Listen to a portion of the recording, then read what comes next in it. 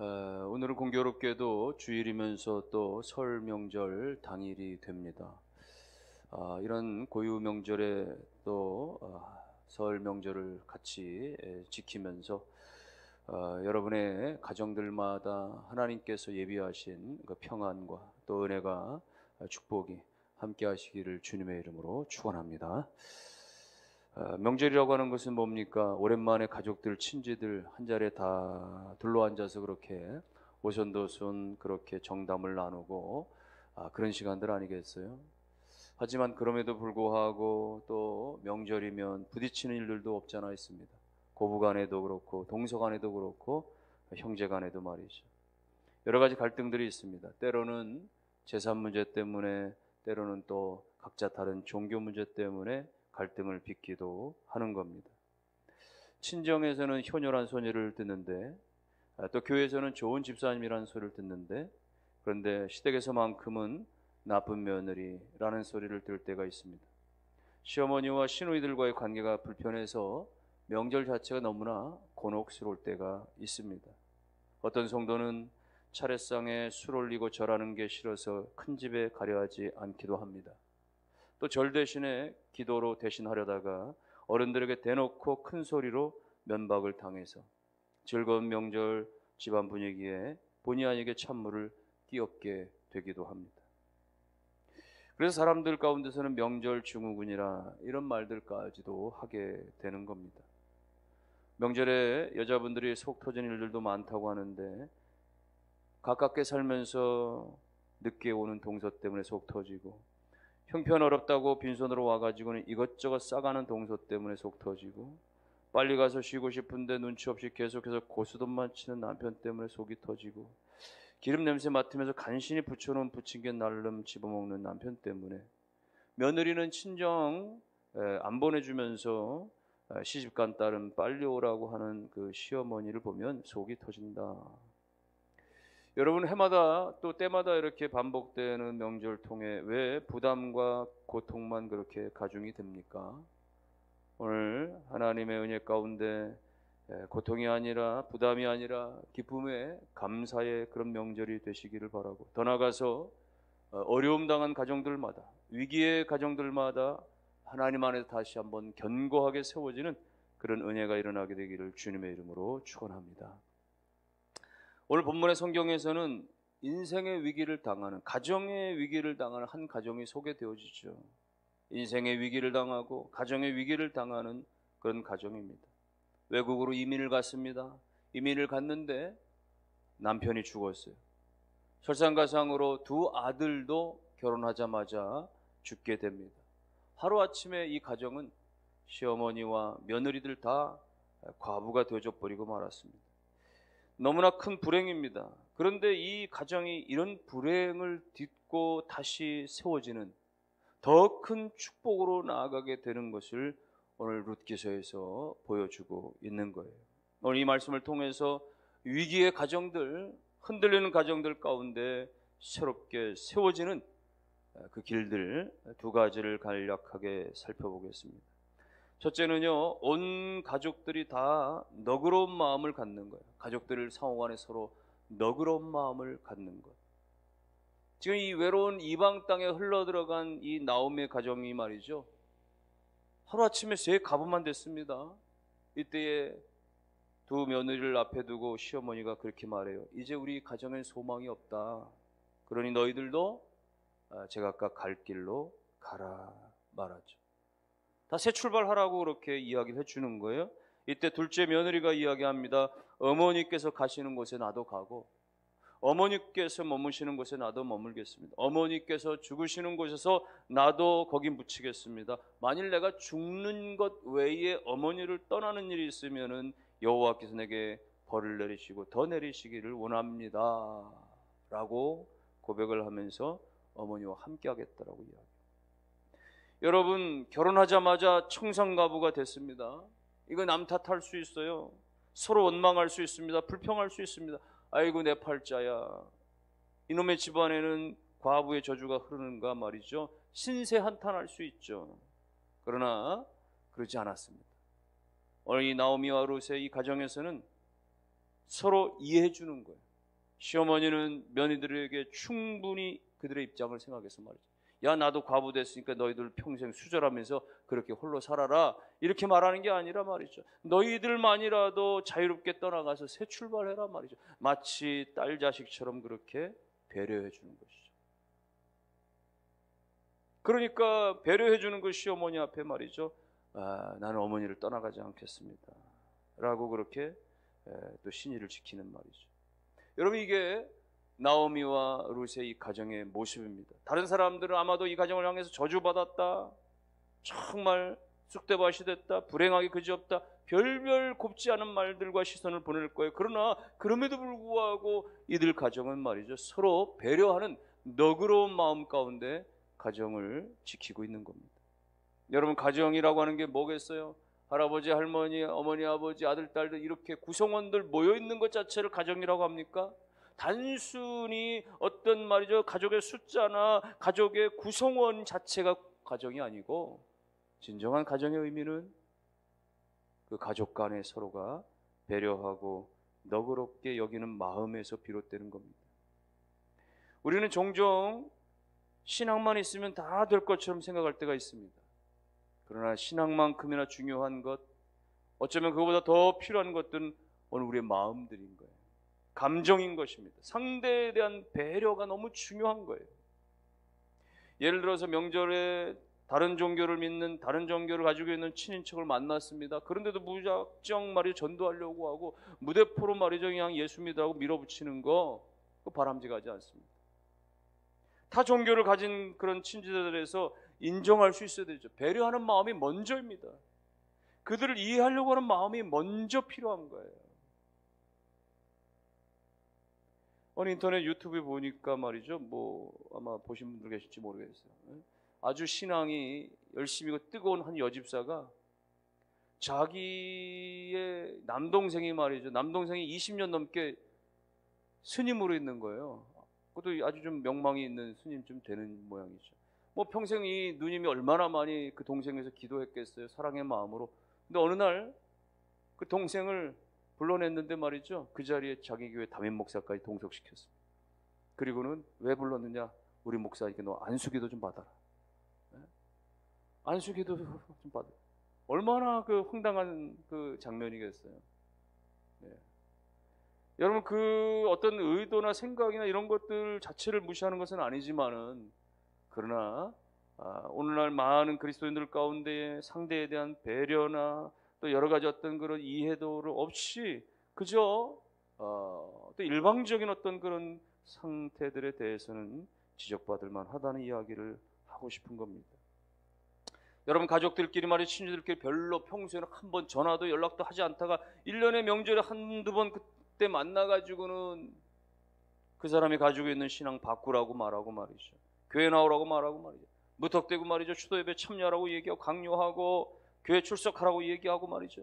여러분, 그런 식으로 무대뽀로 이야기하기보다는 먼저는 그들이 가지고 있는 것들에 대해서 존중하고 그리고 배려하면서 오히려 내가 삶에서, 생활 속에서 다른 이들보다 훨씬 더 희생하고 있고 헌신하고 있는 것들을 보여주면서 우리가 삶으로서 본을 보여주는 것이 먼저 중요하다라는 거예요. 가족 안에서도 마찬가지입니다. 우리가 살아가면서 가족들이 여러 가지 힘들어할 때가 얼마나 많아요. 경제 문제로 힘들어하고 진로 문제로 힘들어하고 뭔가 도전했다가 실패하고 그래서 참담한 마음을 가질 때도 많지 않습니까? 그러나 그때에 상처받고 얼룩져진 그 인생들 가운데 가족끼리 이해해 줄 수 있다면, 가족 가운데서 서로 격려해 줄 수 있다면 다시 힘을 얻는 거예요. 가족의 배려와 너그러운 마음 가운데서 그 실패자는, 그 낙심자는 다시 소망을 가지고 일어날 용기를 갖게 되어지는 거죠. 살다 보면 왜 힘든 일이 없어요? 왜 어려운 일이 없어요? 세상에서 정말 힘겨운 일 당할 때가 너무 많죠. 상처받을 때가 너무 많죠. 그러나 가정에 와서 가족들에게 위로를 받고 격려를 받고 이해를 덧입으면 거기서 힘을 얻고 다시 헤쳐나갈 수가 있게 되는 거예요. 어떤 사람이요, 무슨 일을 하다가 오해를 받게 됐답니다. 사람들은 그에 대해서 이해해 주질 않아요. 오히려 그 오해를 더 증폭시키고 더 상처를 주는 거예요. 그래서 보이지 않는 돌멩이를 그 사람에게 던져서 상처와 아픔을 더 가중시키는 거예요. 그런데도 그 사람은 떳떳하니까 나름대로 그 돌멩이를 맞으면서도 나는 아니다, 이 모든 것은 오해다 라고 꿋꿋하게 그렇게 견뎌내고 있었던 거예요. 그러다가 어느 순간 그에게 아주 가까웠던 사람, 그가 나름대로 친분이 있었고 사랑했던 그 가까웠던 사람이 다가왔는데, 그들은 그에게 돌멩이를 던지는 것은 아니지만 꽃송이를 꺾어서 그에게 던졌답니다. 근데 웬일입니까? 그렇게 많은 사람들이 돌멩이를 던질 때도 꿋꿋하게 잘 버텼던 그 사람이, 그 사랑했던 사람, 그 가까웠던 사람에게 맞은 꽃 한 송이를 맞고 그대로 쓰러져 버렸다는 이야기입니다. 그래서 꽃으로 때리지 말라라고 하는 말이 생겨난 겁니까? 여러분, 가까운 사람의 역할이 무엇입니까? 사랑의 관계 속에 맺은 사람의 역할이 무엇입니까? 누가 정녕 나를 진정으로 이해해 줄 수 있는 것이요? 그건 가족인 거예요. 그런데도 불구하고 때로는 원치 아니하게 부모가 자식에게 상처를 줄 수도 있습니다. 자식이 부모에게 상처를 줄 수도 있습니다.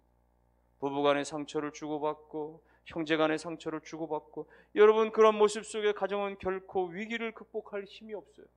위기를 벗어나서 새롭게 세워질 수 있는 기회를 얻기가 너무나 어려운 겁니다. 그러므로 가족은 이해해주고 보듬어주고 너그럽게 대할 수 있어야 하는 것입니다. 오늘 이 나오미와 룻을 보세요. 그들은 같은 민족이 아닙니다. 서로 다른 문화를 가지고 있었던 삶을 살았어요. 나이 차도 납니다. 세대 차이가 납니다. 그런데도 불구하고 배려라고 하는 걸 가지고 상대의 입장을 고려하는 그런 마음들로 말미암아서 나오미와 룻은 충분히 하나가 되어줄 수가 있었던 거예요.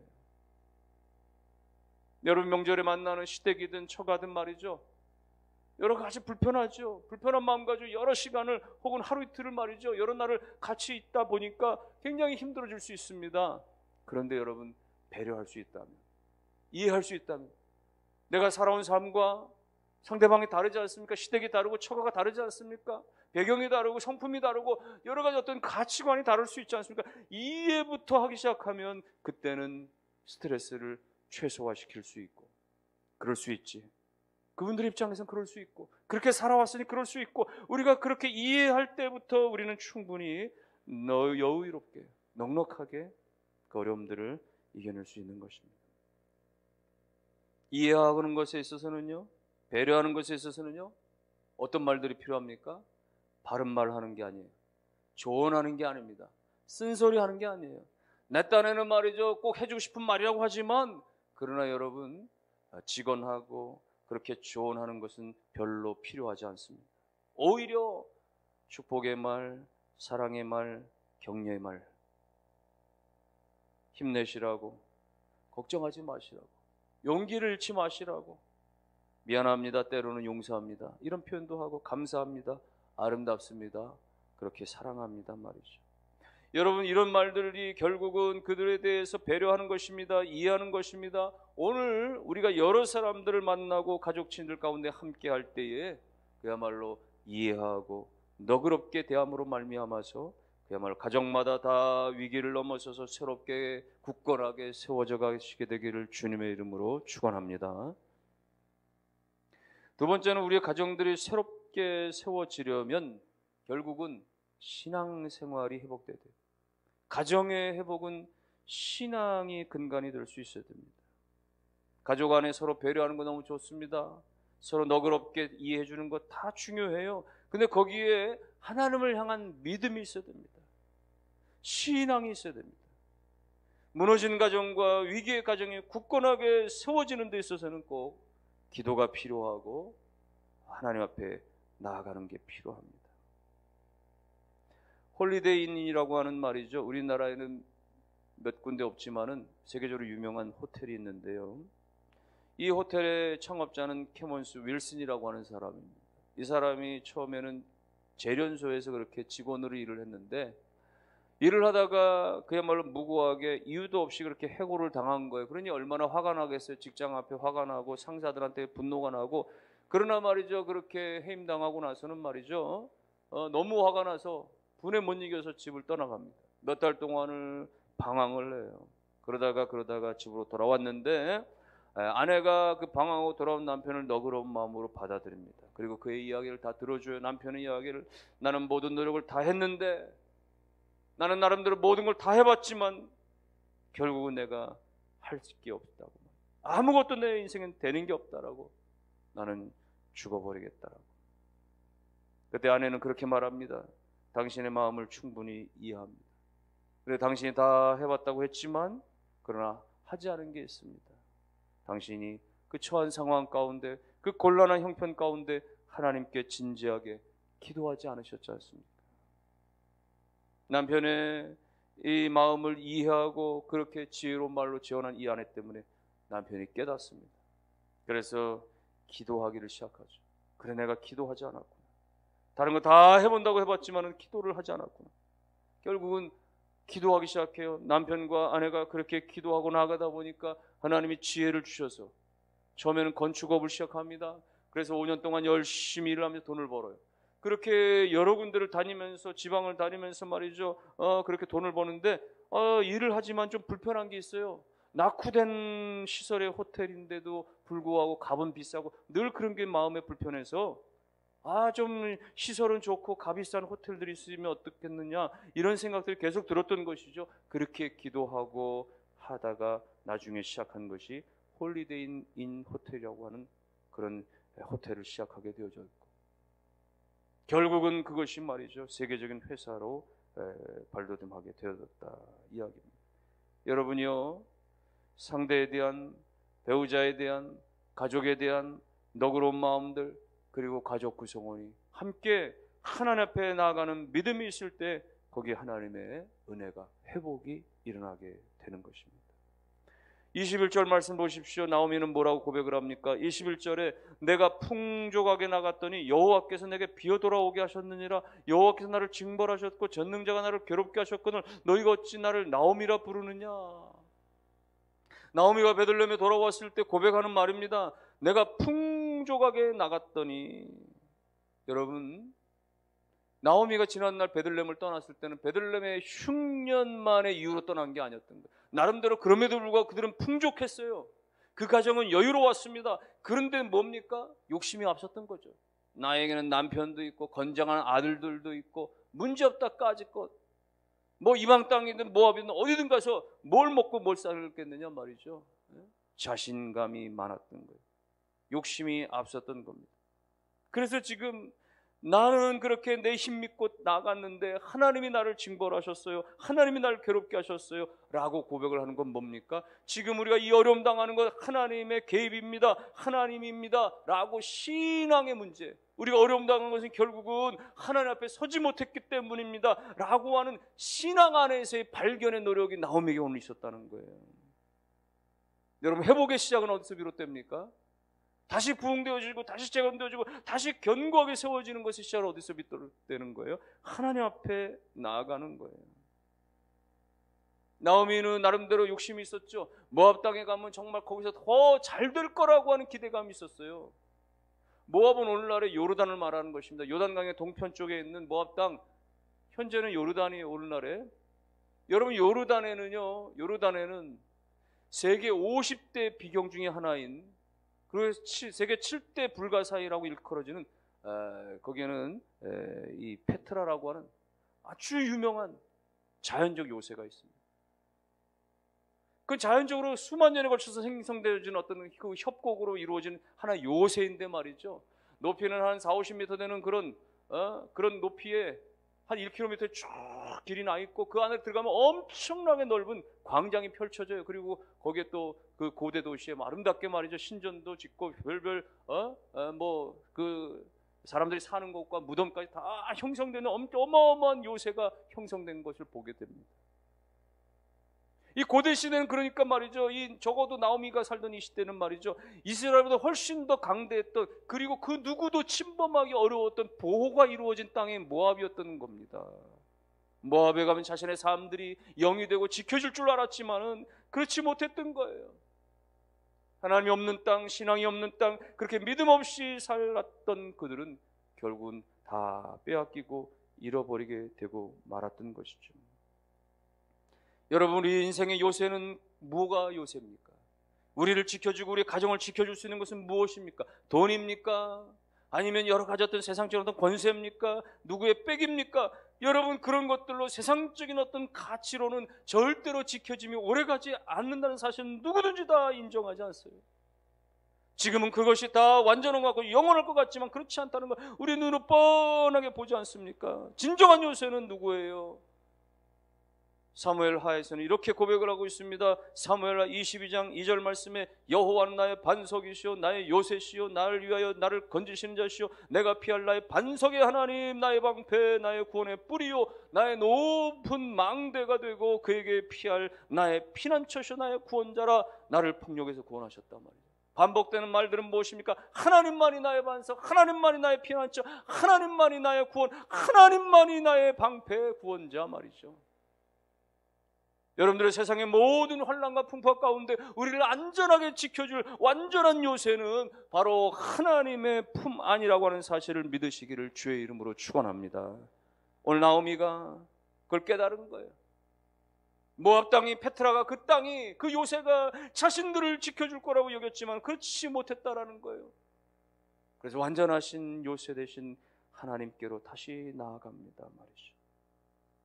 이렇게 신앙으로 문제를 인정하고 그렇게 발견하고 하나님 앞에 나아감을 선택한 그 결정이 결국은 가정이 다시 살아나게 된 시작과 단초가 되어진 것이죠.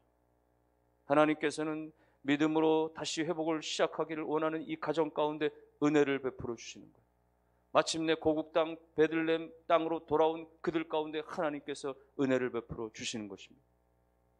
그래서 말이죠, 상상하지 못했던 은혜들이 그곳에 나타나는데 이방 여인 룻은 말이죠, 아주 그 재력이 있는 부자 보아스를 만나서 남편으로 맞이해서 행복한 가정을 이루게 되어져요.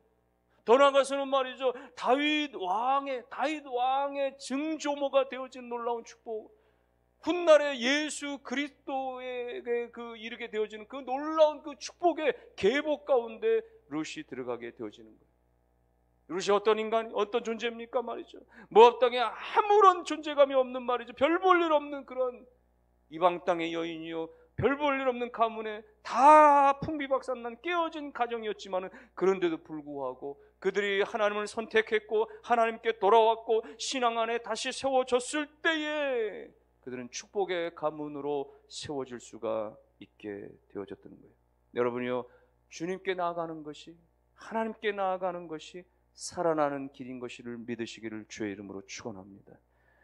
오늘 혈루병을 앓았던 여인이 주님 앞에 나아갔을 때, 회당장의 그 야이로의 그 딸도 주님 앞에 나아갔을 때 죽었던 자들이 살아나는 역사가, 모든 질병에서 고침받는 역사가, 38년 된 병자도 주님 앞에 나아가 엎드렸을 때 하나님께 완치받는 놀라운 역사가 일어났었던 것, 여러분, 우리의 인생과 우리의 영혼과 우리의 육신과 우리의 모든 정서와 우리의 모든 상황들을 완전하게 지켜주시고 온전하게 새롭게 회복시켜주시는 것은 오직 하나님 안에 있다라고 하는 사실을 믿으시고, 하나님만이 나의 요새요, 하나님만이 나의 피난처요, 하나님만이 나의 보호자가 되신다는 사실을 믿으시기를 주의 이름으로 축원합니다.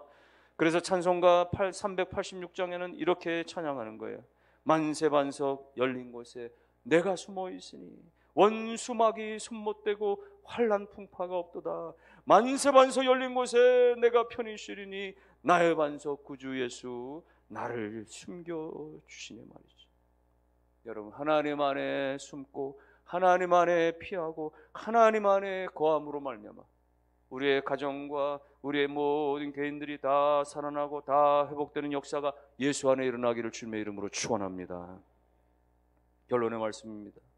오늘 이 나오미의 가정을 보면서 어려움을 당했으나 환난을 당했으나 다시 살아나고 다시 회복할 수 있었던 것, 세대를 넘어서서 환경을 넘어서서 가족 간에 서로 그렇게 이해하고 너그럽게 상대 입장에서 배려하여 나아갈 때 그들 가운데 신뢰가 일어나고 그들 가운데 하나가 되어지게 되어지고, 그리고 모든 상황의 근본을 하나님께 두어서 하나님의 역사와 하나님의 섭리를 믿으면서 그래 신앙으로 나아가고 기도로 나아갈 때 하나님께서 마침내 그들 가운데 다시 견고하게 그들로 하여금 상상할 수 없는 놀라운 축복의 자리로 올려주시는 사실을 믿으시고, 이 명절에 우리가 만나는 모든 가족과 친지들 가운데 그렇게 사랑과 신뢰로 그렇게 기도하에 믿음의 자리로 나아감으로 말미암아 우리의 모든 흩어졌던 가족들 가운데 그야말로 흔들렸던 가정들 가운데 하나님이 다시 살려주시는 은혜가, 하나님이 다시 견고하게 세우시는 은혜가, 다시 풍성하게 역사해 주시는 은혜가 우리 모두에게 일어나게 되기를 주님의 이름으로 축원합니다.